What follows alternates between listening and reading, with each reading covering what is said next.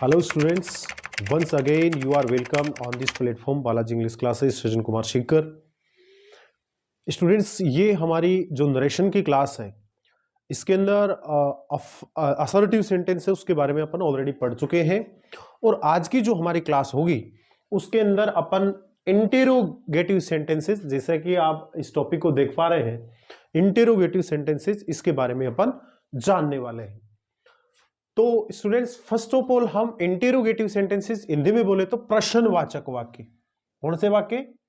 प्रश्नवाचक वाक्य, इनको इन हिंदी बोलेंगे। अब देखिए, इंटेरोगेटिव सेंटेंसेस को अपन आइडेंटिफाई कैसे करें। फर्स्ट ऑफ ऑल, नरेशन के अंदर आइडेंटिफिकेशन आरएस वाले सेंटेंस से किया जाता है, क्योंकि अपन जानते हैं डायरेक्ट नरेशन के टू पार्ट्स होते हैं, एक आरवी होता है, एक आरएस होता है। तो आरएस वाला सेंटेंस या तो हेल्पिंग वर्ब से स्टार्ट हो, या फिर एनी मॉडल यानी किसी मॉडल से स्टार्ट हो, या फिर किसी ने किसी WH वर्ड से स्टार्ट हो और उसके लास्ट में क्वेश्चन मार्क दे रखा हो। और वैसे डायरेक्टली अपन आरएस वाले सेंटेंस के लास्ट में यदि क्वेश्चन मार्क दे रखा है तो अपन वेरी इजीली इसको आइडेंटिफाई कर लेंगे कि ये इंटेरोगेटिव सेंटेंस है। ओके, तो इस तरीके से तो इसको अपन पहचान लेंगे। फिर आरएस इंटेरोगेटिव सेंटेंसेस का रूल जो अपने को अप्लाई करना है, वो रूल क्या होता है, चेंजेस क्या होता है, वो अपन देखने वाले हैं। तो देखिएगा स्टूडेंट्स, ऐसे सेंटेंसेस का जो शेड टू होता है वो किस में चेंज होगा। असर्टिव सेंटेंस पढ़े थे, उनमें तो शेड टू टेल में, सेज टू टोल्ड, टेल्स में और शेड टू टोल्ड में, लेकिन इनमें ऐसा नहीं है। इंटेरोगेटिव सेंटेंसेस के अंदर स्टूडेंट्स देखिए, आप नाम से ही पता चल रहा है, इंटेरोगेटिव सेंटेंसेस मींस होता है प्रश्नवाचक वाक्य। और प्रश्नवाचक वाक्य का मतलब होता है इनके अंदर कोई न कोई प्रश्न पूछा जाता है, मतलब काम क्या हो रहा है, पूछने का काम हो रहा है। और स्टूडेंट्स, अपन जानते हैं पूछने को इंग्लिश में आस्क बोलते हैं, तो याद रखिएगा इंटेरोगेटिव सेंटेंसेस में पूछने का काम होता है, इसलिए ऐसे सेंटेंसेस का जो शेड टू होता है वो आस्क में चेंज होगा, है ना। और जब एक नाम पकड़ में आ गया, आगे तो अपन बना ही सकते हैं। और ऐसे सेंटेंसेस का जो सेज टू होता है, यानी बदलता तो सही है, अकेला टू नहीं बदलता है। टू एक ऐसी प्रीपोजिशन होती है इसको हटा दिया जाता है, लेकिन मैंने साथ में इसलिए लिया है ताकि आप इसको भूलो नहीं, हटाना भूलो नहीं। तो से फर्स्ट फॉर्म है तो आस्क भी फर्स्ट फॉर्म, से फर्स्ट फॉर्म में एस ऐड किया हुआ है तो यहां भी ए एस के आस्क में एस ऐड कर देंगे, देन आस्क्स बन जाएगा। और से का सेकंड फॉर्म स्टूडेंट सेड होता है, शेड टू मींस से का सेकंड फॉर्म सेड टू, वैसे ही आस्क का सेकंड फॉर्म आस्क्ड होता है, इसका भी सेकंड फॉर्म बन जाएगा आस्क्ड, ये बन जाएगा वेरी इजीली। तो ये तो हुआ अपने आरवी का शेड टू किस में बदलेगा, सेज टू किस में बदलेगा। और देखिए स्टूडेंट्स, मैंने कहा था कंजक्शन मोस्टली दैट कंजक्शन ही लगता है, एक तो इंटेरोगेटिव सेंटेंसेस में दैट नहीं लगेगा और एक इंपेरेटिव सेंटेंसेस होते हैं इनमें दैट नहीं लगेगा, बाकी सभी में दैट ही कंजक्शन लगता है। तो ये जो इंटेरोगेटिव सेंटेंसेस होते हैं स्टूडेंट्स, इनके अंदर कौन सा कंजक्शन लगेगा। इन सेंटेंसेस के अंदर देखो, अपना सेंटेंस एक तो हेल्पिंग वर्ब या मॉडल, इससे स्टार्ट होकर के इंटेरोगेटिव यदि बना हो, यानी आरएस वाला सेंटेंस या तो हेल्पिंग वर्ब से स्टार्ट हो या मॉडल से स्टार्ट हो, फिर वो इंटेरोगेटिव सेंटेंस बना हो, तब तो स्टूडेंट्स हमारा कंजक्शन लगेगा इफ या वेदर कंजक्शन। इफ या वेदर कंजक्शन का अपन यूज करेंगे, हालांकि वेदर का स्पेलिंग बड़ा होता है इसलिए इफ को ही प्रीफर करते हैं। और यदि हमारा सेंटेंस WH वर्ड से भी इंटेरोगेटिव बन सकता है, WH वर्ड से स्टार्ट होकर के, तो यदि हमारा सेंटेंस WH वर्ड से स्टार्ट हो तो फिर वो जो WH वर्ड है, सेम WH वर्ड, वो ही कंजक्शन का काम करेगा। यानी जो WH वर्ड दिया हुआ है उसी को स्मॉल फॉर्म में लिख देंगे, यानी आरएस वाले सेंटेंस में तो W कैपिटल रहेगा बिकॉज वो उसका फर्स्ट लेटर होगा, तो इसलिए W कैपिटल होगा। बट दोनों सेंटेंसेस को जब एक बना रहे हैं तो बीच में स्मॉल ही होगा, तो उसी WH वर्ड को कंजक्शन की जगह अपन पुट अप कर देंगे, तो वो हमारा कंजक्शन बन जाएगा। अब देखिए स्टूडेंट्स, अपन इसका एक एग्जांपल देख लेते हैं। एक सेंटेंस है डायरेक्ट नरेशन का, डायरेक्ट नरेशन, इसका सेंटेंस है Radha said to me Radha said to me, okay, I sorry, interrogative बनाना ना, sorry, does your class teacher short में लिख देता हूं, does your class teacher teach you English. ये एग्जाम्पल होगा अपना। Is that clear? अब देखो फर्स्ट ऑफ ऑल अपन क्या करेंगे, इसके अंदर ये जो 66 और 99 जैसी इन्वर्टेड कोमाज है, अपन जानते हैं इन्वर्टेड कोमाज बोलते हैं, तो इन्वर्टेड कोमाज लगी हुई है, तो देन ये सेंटेंस अपन आइडेंटिफाई करेंगे ये डायरेक्ट नरेशन है। इनडायरेक्ट नरेशन में ये इन्वर्टेड कोमाज नहीं लगती है। इसका अपन जो आंसर करेंगे, है ना, that will be our indirect narration, वो इनडायरेक्ट नरेशन होगा, ये तो डायरेक्ट नरेशन ही है। अब मैंने कहा डायरेक्ट नरेशन के टू पार्ट्स होते हैं, राधा सेड टू मी, एक तो ये हो गया, इसको स्टूडेंट्स अपन आरवी बोलते हैं। एक does your class teacher teach you English, एक पार्ट ये हो गया, ये हो गया अपना आरएस या आरसी भी कह सकते हैं इसको। ओके, आरएस या आरसी हो गया। अब देखिए जब इनडायरेक्ट नरेशन इसका बनाएंगे, इनडायरेक्ट नरेशन जब बनाएंगे तो पहले अपन आरवी का ही बनाएंगे। यदि कई बार क्या होता है आरएस पहले दे देते हैं या आरवी पीछे दे देते हैं, लेकिन अपने को बनाना आरवी का ही है। आपको बताया था स्टूडेंट्स आरवी के सब्जेक्ट में और ऑब्जेक्ट में कोई भी चेंजेस नहीं होता है, यानी ऊपर राधा है तो नीचे as well as Radha write down कर देंगे, और मी है तो मी का मी राइट डाउन कर देंगे। ओनली ये जो वर्ब है आरवी की शेड टू, ये चेंज होगी। अब देखिए स्टूडेंट्स यहां पे अपने को एम्फेसिस करने की जरूरत है कि शेड टू कई बार टोल्ड में बदलता है, कई बार आस्क्ड में बदलता है, कई बार ऑर्डर्ड में बदलता है। तो इसके लिए हमें क्या करना होता है, आरएस वाले सेंटेंस को आइडेंटिफाई करना होता है। तो आरएस वाले सेंटेंस को आइडेंटिफाई करेंगे, डज से स्टार्ट है। डज, डज क्या होता है ना, डज क्या होता है, एक हेल्पिंग वर्ब होता है।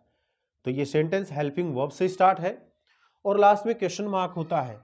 तो हेल्पिंग वर्ब से स्टार्ट है, लास्ट में क्वेश्चन मार्क है, तो हमने आइडेंटिफाई कर लिया कि आरएस वाला सेंटेंस हेल्पिंग वर्ब से या मॉडल से या डब्ल्यूएच वर्ड से स्टार्ट हो, लास्ट में क्वेश्चन मार्क हो, देन वो इंटेरोगेटिव सेंटेंस होता है। तो इंटेरोगेटिव सेंटेंस हो गया, और इंटेरोगेटिव सेंटेंस इसका सेड टू आस्क्ड में चेंज होगा, तो देन अपन इसको आस्क्ड में चेंज कर देंगे। Radha asked me. अब ऐसे सेंटेंसेस को ऐड करने के लिए, ज्वाइन करने के लिए, कंबाइन करने के लिए कंजक्शन अपन पुटअप करेंगे। तो कंजक्शन जो असर्टिव होता है उनमें दैट लगता है, लेकिन इनमें दैट नहीं। इंटेरोगेटिव सेंटेंसेस के अंदर कंजक्शन एक तो लगता है इफ, या फिर डब्ल्यूएच वर्ड भी लगता है, डबल कंडीशन होती है। तो हमारा सेंटेंस इफ कब लगता है, जब हमारा ये आरएस वाला सेंटेंस या तो हेल्पिंग वर्ब से स्टार्ट हो या मॉडल से स्टार्ट हो, तब तो लगेगा इफ। और यदि हेल्पिंग वर्ब या मॉडल से स्टार्ट नहीं है तो फिर वो डब्ल्यूएच वर्ड ही कंजक्शन का काम करेगा। तो डज यानी हेल्पिंग वर्ब से स्टार्ट है, इसका मतलब इफ कंजक्शन लगेगा। तो ये मैंने यहां पे राइट डाउन कर दिया if. Is that clear? Okay, इसके बाद में क्या होगा, इस सेंटेंस का, ये देखिए ये सेंटेंस जो है इसमें ये योर क्लास टीचर ये सब्जेक्ट है और ये हेल्पिंग वर्ब है। तो ये सेंटेंस कौन सा हुआ, लास्ट में क्वेश्चन मार्क लगा हुआ है तो डेफिनेटली इंटेरोगेटिव सेंटेंस है। और इंटेरोगेटिव सेंटेंस का स्ट्रक्चर होता भी यही है कि इंटेरोगेटिव सेंटेंसेस के अंदर सब्जेक्ट बाद में होता है, हेल्पिंग वर्ब पहले होता है। तो ये इंटेरोगेटिव सेंटेंस है, लेकिन आंसर हमेशा इनडायरेक्ट जो बनाते हैं तो आंसर दे रहे हैं, और आंसर हमेशा अफर्मेटिव सेंटेंस में दिया जाता है। तो मतलब ये इंटेरोगेटिव है, लेकिन नीचे जो आंसर देंगे वो अफर्मेटिव में बढ़ेगा। अब ये नहीं है इसका मतलब कि ऊपर डज हेल्पिंग वर्ब लगा है और your class teacher singular subject था, इसके साथ में डज हेल्पिंग वर्ब था और टीच मेन वर्ब का फर्स्ट फॉर्म था। स्टूडेंट्स बताइएगा कौन सा टेंस हुआ इसमें, present indefinite tense, simple present tense, यानी प्रेजेंट का फर्स्ट वाला टेंस है। और मैंने कहा था प्रेजेंट के चारों टेंस, प्रेजेंट का फर्स्ट, सेकंड, थर्ड, फोर्थ, अपने ही नीचे वाले पास्ट के चारों में बदल जाते हैं। यानी प्रेजेंट के फर्स्ट के नीचे कौन सा होता है, पास्ट का फर्स्ट, प्रेजेंट का फर्स्ट पास्ट के फर्स्ट में चेंज हो जाएगा। अब ये तो देखो प्रेजेंट के फर्स्ट यानी सिंपल प्रेजेंट टेंस का इंटेरोगेटिव सेंटेंस का रूल इसमें लगा हुआ था, लेकिन अपने को पता है सिंपल प्रेजेंट बदलेगा पास्ट के पहले, यानी सिंपल पास्ट टेंस में बदलेगा। तो नीचे वाला जो सेंटेंस है वो सिंपल पास्ट टेंस में बनेगा, लेकिन सेंटेंस का टाइप कौन सा होगा? ऊपर तो टाइप है सिंपल प्रेजेंट का इंटेरोगेटिव सेंटेंस था, हेल्पिंग वर्ब पहले है, इसका मतलब इंटेरोगेटिव था। लेकिन अब नीचे वाला बदलेगा सिंपल पास्ट का अफर्मेटिव सेंटेंस, है ना? कौन सा बनेगा? अफर्मेटिव सेंटेंस, है ना? कौन सा बनेगा? सिंपल प्रेजेंट का अफर्मेटिव सेंटेंस बनेगा। तो सिंपल पास्ट में अफर्मेटिव का रूल क्या होता है? सब्जेक्ट चाहे सिंगुलर नंबर हो चाहे प्लूरल नंबर हो, दोनों के साथ मेन वर्ब का सेकंड फॉर्म आएगा। तो मेन वर्ब क्या है? टीच, इसी का सेकंड फॉर्म बना देंगे। तो सेकंड फॉर्म तो बना देंगे स्टूडेंट्स, लेकिन पहले सब्जेक्ट भी तो पुट अप करेंगे। यहाँ पे ऊपर वाले में सब्जेक्ट क्या है? हेल्पिंग वर्ब के बाद में है योर क्लास टीचर। कई कई स्टूडेंट्स बोलते हैं योर है सब्जेक्ट, नहीं, ये योर जो है इसको क्या बोलते हैं बताइएगा? पॉजेसिव एडजेक्टिव बोलते हैं इसको, यानी ये आगे वाले वर्ड को क्वालिफाई करता है। तो ये जो जैसे आई का माई हो गया, यू का योर हो गया, सी का हर हो गया, ही का हिज हो गया, ये कभी भी अकेली फॉर्म नहीं आती है, इसके साथ में कोई न कोई नाउन जरूर होता है। जैसे योर है, ये अकेला नहीं आता, क्लास टीचर नाउन इसके साथ में, तो ये योर है, ये चेंज होगा। योर कौन सा पर्सन है? Second person. हमारा फॉर्मूला क्या कहता है? आरवी अपॉन आर एस और सन अपॉन 1 2 3, यानी आर एस का सेकंड पर्सन, ये योर सेकंड पर्सन ही तो है, तो आर एस का सेकंड पर्सन आरवी के ऑब्जेक्ट के अकॉर्डिंग चेंज होगा। तो ये सेकंड पर्सन है, आरवी का ऑब्जेक्ट कौन सा है? मी, यानी इसके अकॉर्डिंग चेंज होगा, मी के अकॉर्डिंग। तो पहले योर की तीनों फॉर्म लिख लेते हैं अपन। योर की यू, योर, अगेन यू, और इधर सामने कौन से के अकॉर्डिंग चेंज होगा? मी के अकॉर्डिंग। तो इसका मी का मतलब आई माई मी, ये बनेगा आई माई मी। तो हमारे पास में क्या है वहां पे? योर, योर के सामने क्या है? माई। तो ये ओनली योर क्लास टीचर था, तो योर को माई में चेंज हो जाएगा और क्लास टीचर नाउन साथ में रहेगा। My class teacher, my class teacher, subject put up कर दिया। क्यों किया? उसमें तो सब्जेक्ट बाद में था, इसमें पहले क्यों? क्योंकि आंसर अफर्मेटिव में दिया जाता है, अफर्मेटिव सेंटेंस में सब्जेक्ट पहले होता है, हेल्पिंग वर्ब या मेन वर्ब बाद में होती है। अब देखो, ये सिंपल प्रेजेंट का इंटेरोगेटिव था, हेल्पिंग वर्ब थी, लेकिन सिंपल प्रेजेंट सिंपल पास्ट में चेंज हो जाएगा। अब सिंपल पास्ट में ये नहीं, ऐसा नहीं है कि ऊपर डज है तो नीचे डिड हेल्पिंग वर्ब करते हैं, नहीं, ऊपर वाला तो इंटेरोगेटिव सेंटेंस था, इंटेरोगेटिव में डू डज हेल्पिंग वर्ब आती है, नीचे आंसर अफर्मेटिव में दे रहे तो अफर्मेटिव के अंदर हेल्पिंग वर्ब नहीं आता है, कभी भी मेन वर्ब का सेकंड फॉर्म आता है। सिंपल पास्ट की बात कर रहा हूं, तो टीच का सेकंड फॉर्म हो जाएगा taught, TAUGST, taught. My class teacher taught. अब देखिएगा स्टूडेंट्स, यू वापिस प्रोनाउन आ गया। यू कौन सा पर्सन है? वही बात, सेकंड पर्सन है। आर एस का सेकंड पर्सन किसके अकॉर्डिंग? आरवी के ऑब्जेक्ट के अकॉर्डिंग। आरवी का ऑब्जेक्ट कौन सा है स्टूडेंट्स? वो ही पहले वाला मी है। तो पहले तो अपने पास में यू, इसके तीनों फॉर्म लिखो, ये लिखा आयो योवर यू, किसके अकॉर्डिंग? मी के अकॉर्डिंग चेंज होगा, तो आई माई मी।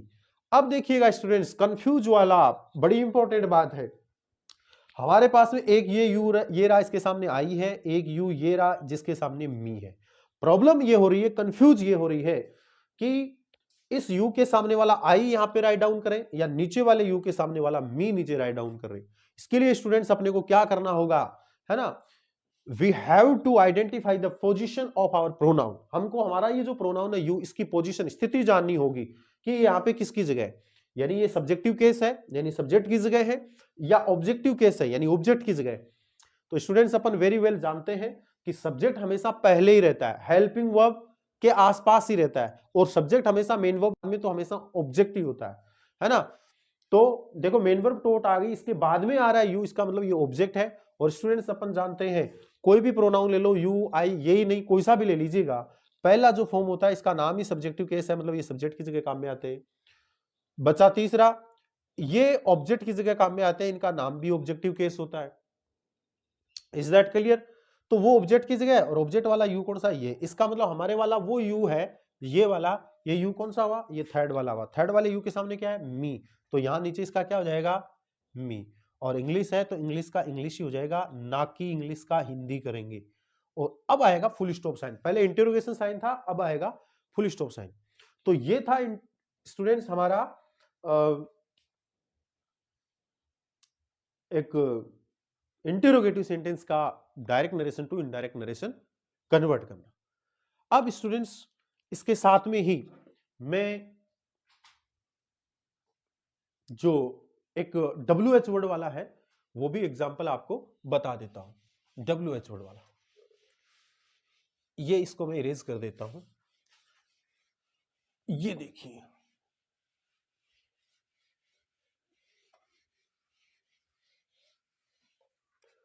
ओके, एक सेंटेंस है, Gita said to me what is your name, question mark. ये है वही बात स्टूडेंट्स, इन्वर्टेड कोमा लगी तो हमने आइडेंटिफाई कर लिया डायरेक्ट नरेशन है। डायरेक्ट नरेशन के 2 पार्ट्स होते हैं, this is RV and what is your name, this is RS. ये आरएस हो गया। आरवी का पहले इनडायरेक्ट बनाएंगे, ये हमारा आरवी है, इसका जब अपन इनडायरेक्ट नरेशन बनाएंगे तो क्या करेंगे, आरवी के सब्जेक्ट में और ऑब्जेक्ट में कोई चेंज नहीं होगा। गीता है तो गीता और मी है तो मी, बीच वाला ये सेड टू ये चेंज होगा। और इंटेरोगेटिव सेंटेंस का सेड टू किस में चेंज होता है, आस्क्ड में, तो यहां आस्क्ड में चेंज कर देंगे, आस्क्ड मी। अब ऐसे सेंटेंसेज में कंजक्शन क्या लगता है, इंटेरोगेटिव सेंटेंस के अंदर कंजक्शन एक तो इफ या वेदर लगता है या फिर WH वर्ड लगता है। तो इसके लिए हमको आरएस वाला सेंटेंस देखना होगा, किससे स्टार्ट है, हेल्पिंग वर्ब से है, मॉडल से है, WH वर्ड से। तो ये WH वर्ड से स्टार्ट है, इसका मतलब वो WH वर्ड ही कंजक्शन का काम करेगा। ये देखिएगा, हाँ इतना जरूर है, यहाँ पे W कैपिटल था बट यहाँ स्मॉल हो जाएगा, व्हाट। अब व्हाट के बाद में देखिएगा स्टूडेंट्स, वो ही इंटेरोगेटिव सेंटेंस बच गया, है ना, ठीक है। तो वही अपन क्या करेंगे, पहले सब्जेक्ट आएगा, सब्जेक्ट क्या है, योर नेम। योर क्या है, सेकंड पर्सन, अपने को पता है सेकंड पर्सन आरवी के ऑब्जेक्ट के अकॉर्डिंग, आरवी का ऑब्जेक्ट कौन सा है, मी, इसके अकॉर्डिंग। वही बात योर का क्या बनेगा, यू, योर, अगेन यू, और इधर क्या है, मी, तो आई, माई, मी। तो योर के सामने क्या है, माई, इसका मतलब योर किस में चेंज हो जाएगा, माई नेम जो नाउन है वो इसके साथ में आएगा, और जो इज आरएम है उसको वोजवर में चेंज कर देंगे। यानी सिंगुलर सब्जेक्ट योर नेम के साथ इज था, तो माई नेम भी सिंगुलर है, तो इसके साथ इज आरएम वोजवर में चेंज हो जाएंगे, इसलिए माई नेम वोज हो जाएगा, लास्ट में फुल स्टॉप साइन। तो ये था स्टूडेंट्स आज की क्लास के अंदर इंटेरोगेटिव सेंटेंसेस, और मैं आशा करता हूं वेरी वेल आपने इसको अंडरस्टैंड किया है। फिर भी कोई डाउट रहता है तो विदाउट एनी हेजिटेशन आप अपने कमेंट के माध्यम से अपने डाउट्स को क्लियर कर सकते हो। That's all, thank you very much, okay.